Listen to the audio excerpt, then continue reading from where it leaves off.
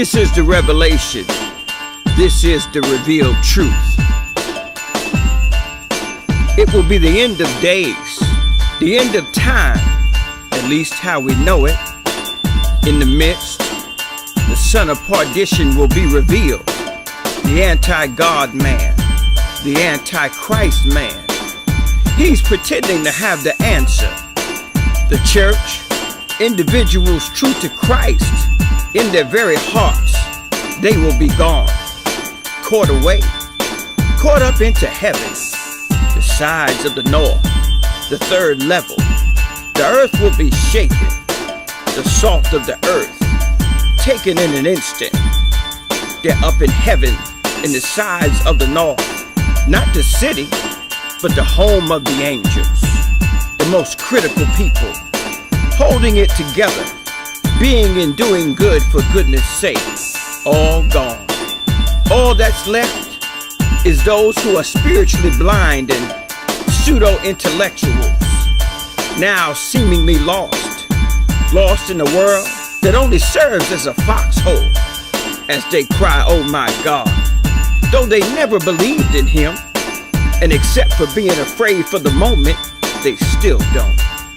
And with a flair for the dramatic and solutions to their every problem, the anti-God man says to follow me.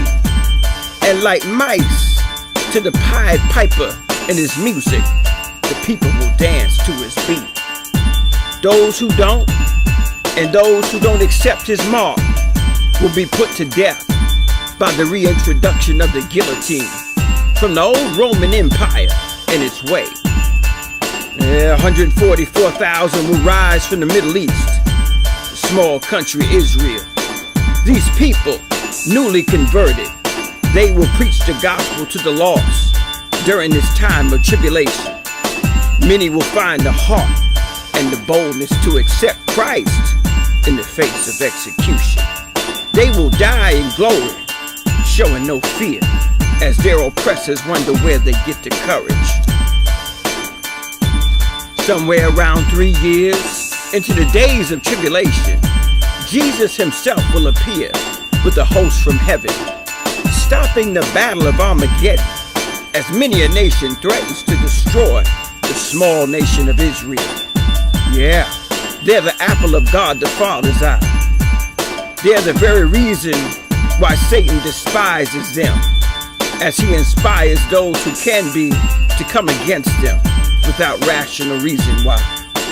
Jesus, upon Mount Olive, with just a wave of his hand, will stop the commotion, as nothing can move because all energy responds to him. They will drop their weapons, as those who passed into the heavens before stand with Jesus, the King of Kings and the Lord of Lords.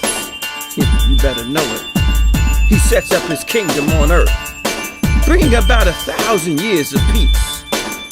After this millennial reign, Satan, who was caged during this time, will be released for another season to tempt those who were here during the battle of Armageddon, who surrendered only because they had no choice. Their hearts never turned to Christ.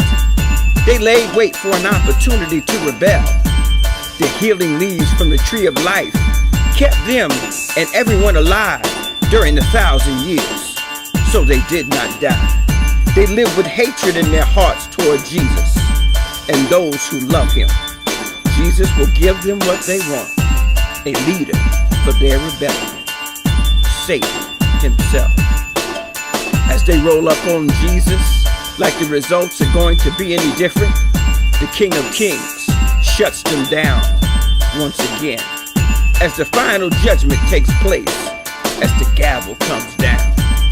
Satan and those who want to be with him are tossed into hell, and hell is thrown into the lake of fire, a fire that burns for an eternity with no end. This is real talk, real life, real deal, and real death, separation from God. Those whose names were found in the book of life will live with supernatural bodies and rule and reign with Jesus and the Father forever. New Jerusalem will be suspended above this very earth, which will have been renovated by fire during the time of tribulation. We will have access to both the earth and the heavenly city suspended above it. There will be no night, as the light will shine on. It will be world without end. Utopia realized in the realest of ways. No fairy tale. You can take my word for it. My word is good. I'm with God, and God is with me.